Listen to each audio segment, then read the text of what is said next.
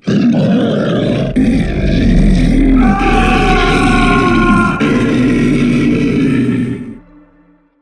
this is Mike from Junkyard Crafts and Builds, and I'm on location, and I brought my Savage Crucible figures with me. So we're going to look at the first one here, and my favorite, the Kickstarter exclusive Imperial Sentry. Now this is wave 1 of Savage Crucible. At the time of this recording, the Kickstarter backers are getting their figures in hand, and I was fortunate enough to be able to back this from the start. So I got a couple figures in the series that I will talk about first off here, and we're going to look at the packaging.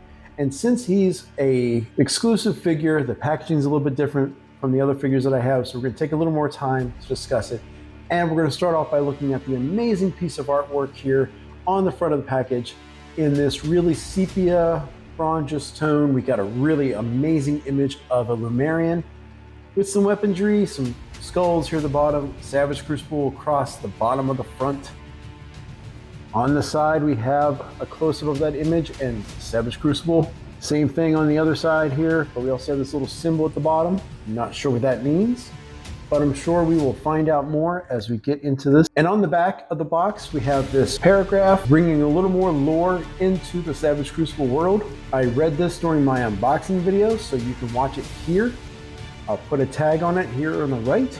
So back to the front, we're going to open this box up. And this is a really amazing way to display this figure. We have a full window here showing the figure and all the accessories that it comes with. So there is no question about what you will be getting. And here on the inside of this flip cover, we have a small little paragraph that describes the Imperial Sentries. They take a blood oath to protect the Imperial bloodlines. And when those bloodlines call upon them to defend the borders, they are called a claw because the Imperial Sentries usually come in 5 members, which equates to the talon figures of a Lumerian hand. And just because, here's a close-up of how the Imperial Sentry is boxed inside. Again, showing the accessories. The bag you see there are the additional swords that come with this figure. Just looks really, really awesome. And with the packaging out of the way, let's get this Imperial Sentry out of the box. And here we have the Lumerian Imperial Sentry out of this package, and he is absolutely beautiful. The team from Savage Crucible, from the sculptors to the painters, everything about this guy is just looks awesome. I just wanted to zoom in so you can kind of see the detail on this figure here. So starting from the top here, looking at just how the sculpting on this body is, the scales and the lizard skin on this, just outstanding. The design and colors of the body armor just looks amazing. We have some design here in the sculpt to show some battle damage, weathering effect. Everything about this guy is just, the level of detail and care has just been elevated within the independent toy community with the Savage Crucible team here. And the sculpt on the Sentry here, this head is just really well done. We do have an articulated mouth that shows teeth and tongue. It's all painted on the inside. This guy, nothing was left untouched in regards to deco. Comes with a variety of swords. The first two are these scimitar style blades here.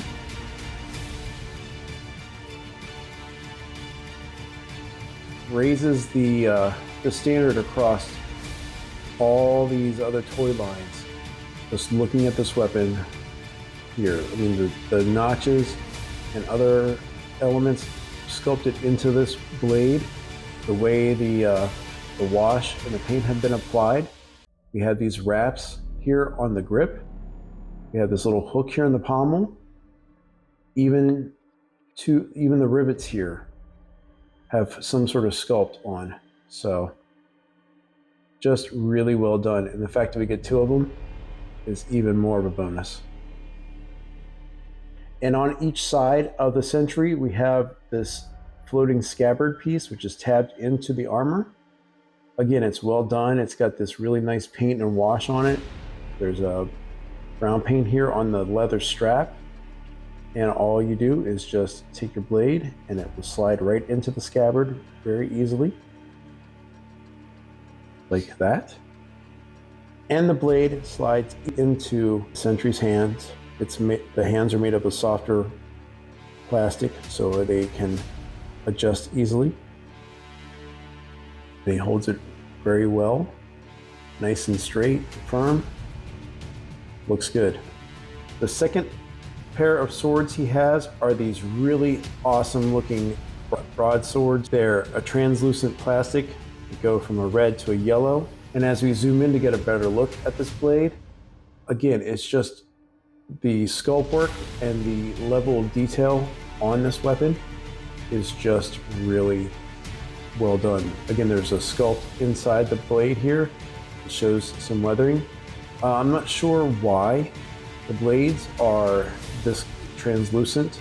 I don't know if they're powered up or something, but still they look absolutely awesome. And just like we had on the lower portion of the body, we have 2 scabbards attached to the back of the armor through some peg holes that attach into the figure himself. Again, beautifully decoed. We have a small little gap here on one side, and that is to allow the blade to slide in and be held right in place.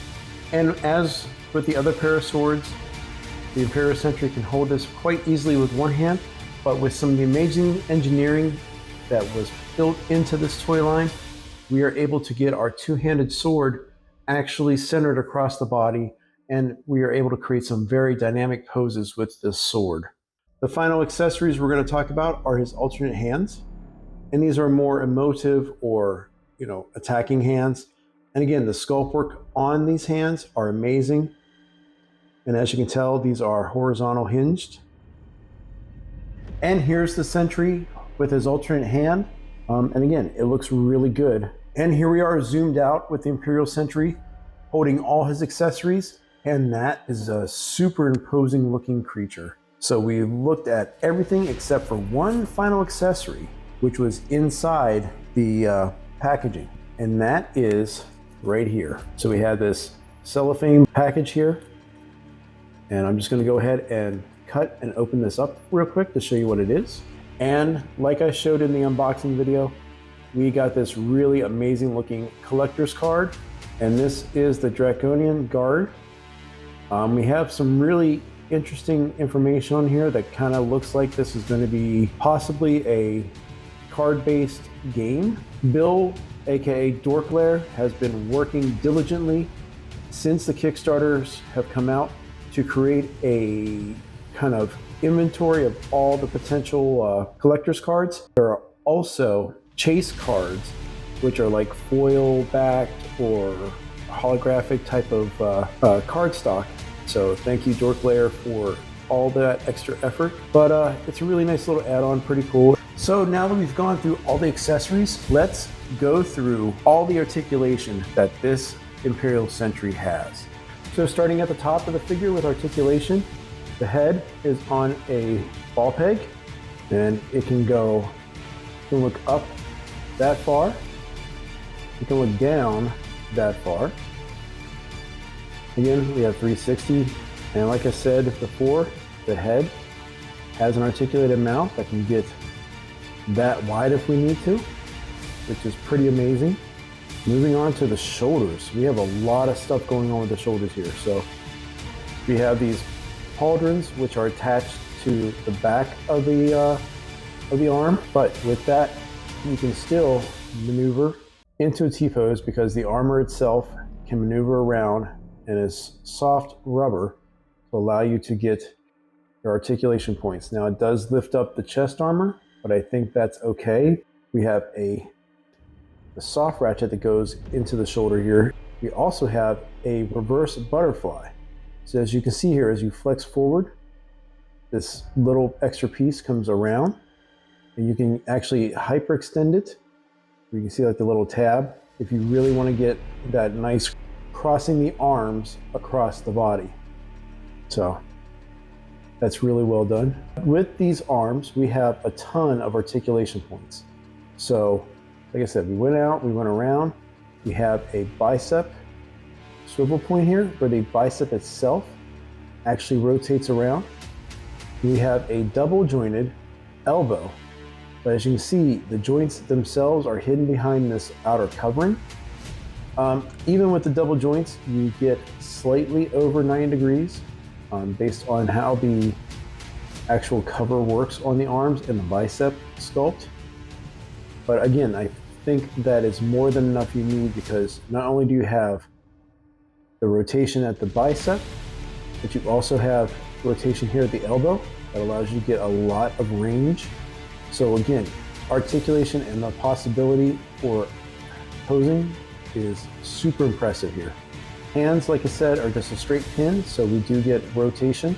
Upper torso, we have a mid torso ball peg, and an additional ball peg leading into the lower part of the torso that allows us to get a huge amount of range here. Between the two, you can get a huge bend forward. You can even hyperextend an arching back before you start breaking the sculpt. Side to side looks amazing. So again, articulation is one of the big selling points behind this line. We also have not only the upper body pin twist, but we also have waist rotation on the bottom. So you can really get some decent bends and poses in here. So now that we talked about the upper body, let's talk about the lower body. So you can go and do almost the full split. There are no drop downs on the hips. So you can get your legs up that far. And you can go back barely because of the sculpt here. But we do have an upper thigh rotation. Knees, just like with the arms, are on a soft ratchet, but we have a double knee joint here. And again, there you can see the little soft ratchets built into the joint. So tolerances are fairly decent. I did, like I said, heat this guy up before manipulating him. And I also did put a little bit of a synthetic shock oil or gun oil in there to help keep things lubricated. But yeah, that's a really nice bend here at the leg. So you can get a lot of dynamic action areas here. So additionally, we have rotation at the knee as well as up here to the thigh. And nothing here, at least not that I can see or feel, at the lower calf area. Again, between the thigh, the knee rotation, you should have more than enough options and range for you to go through things. Last thing are the feet. Now this is where I've been having a little bit of a challenge, and this is going to be a little bit of a nitpick portion of the articulation. Overall, all the tolerances on this figure are really great. They're really dialed in. The part where I have issue is the weak ankles. So I'm going to go through and show you this, but just realize throughout this impressions video so far, I've been fighting this guy to keep him standing straight. I have put Kiki on here. I'll probably do another round just to increase that tolerance, but let's go through it. So we have an ankle rotation here at the upper part of the ankle. So that's good. We have a generous down pivot, and we have an up pivot. Now here at this joint is where I'm having the weakness, but still we also have a very decent pivot as well. And just to increase the articulation, we have a toe hinge or mid-foot hinge to allow you to really get those dynamic poses with this guy.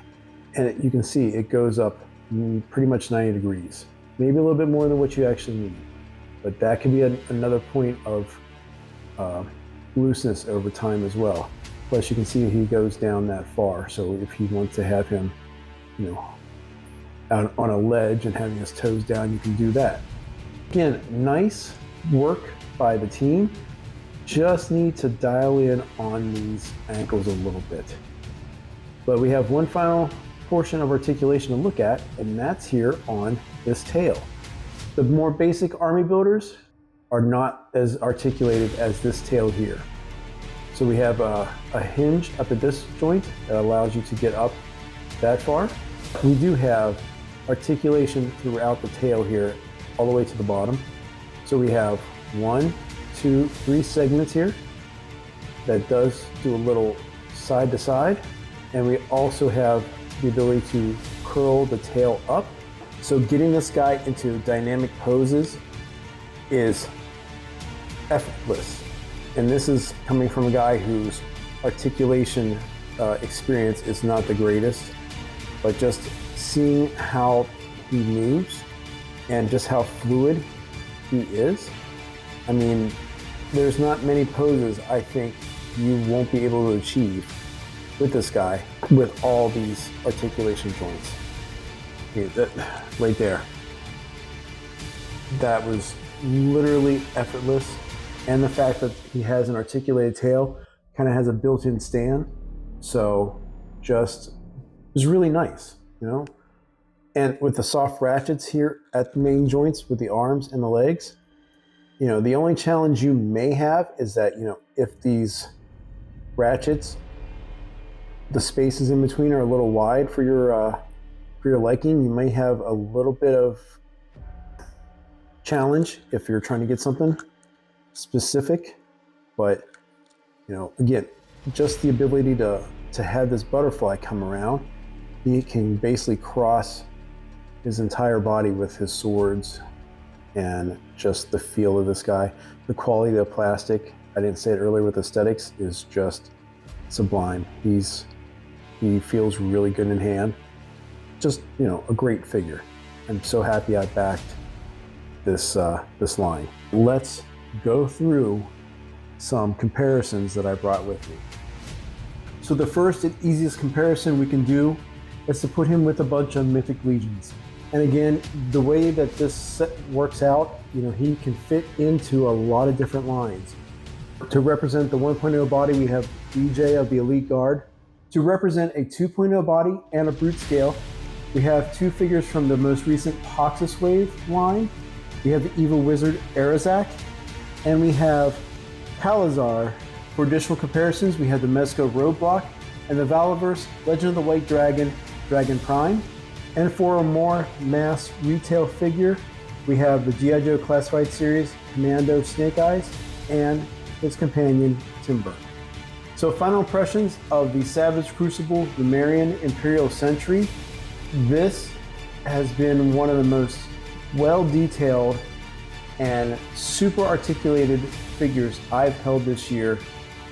And I have to just say once again that the level of detail and care that the Savage Crucible team has put into this line is unparalleled. Articulation is all over the place in regards to just how good it is to pose this figure and how easy it is for someone who's not great at it like I am to really kind of set off some decent poses. Though for as amazing as this figure is, there are still some elements that have to be brought up, and it's mostly in regards to tolerances of some of the joints on this figure, specifically the ankles. Now, the team has stated that when you get this figure, it is best to use heat to loosen up the joints. But just over time and manipulation, I found that the weakest joints that require some sort of floor polish or kiki to tighten up the joints are in the ankles. So that's just a minor nitpick, but it is something to be aware of. Additionally, you will see some paint chipping at the joints like you can see here in the shoulder.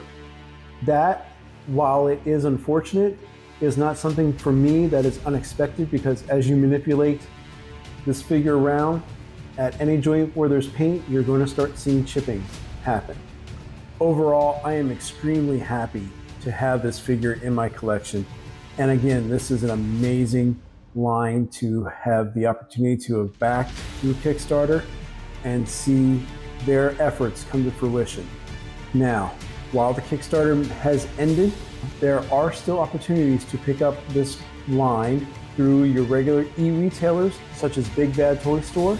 There are also going to be conventions that the Savage Crucible team will be attending, and there is an opportunity to pick up figures there while they still have items in their inventory. This is a fantastic start for the Savage Crucible team, and I'm glad I'm along for the ride. So that is everything to talk about here for this figure. As always, I'm humbled that you were watching up to this point, and please leave a comment below. I read everything and I definitely respond back to everyone. And if I've earned your viewing pleasure, please subscribe to the channel. I'm really close to 600 at the time of this recording, and having you along would be a great thing for me. So thank you again, and we will talk again soon. Bye.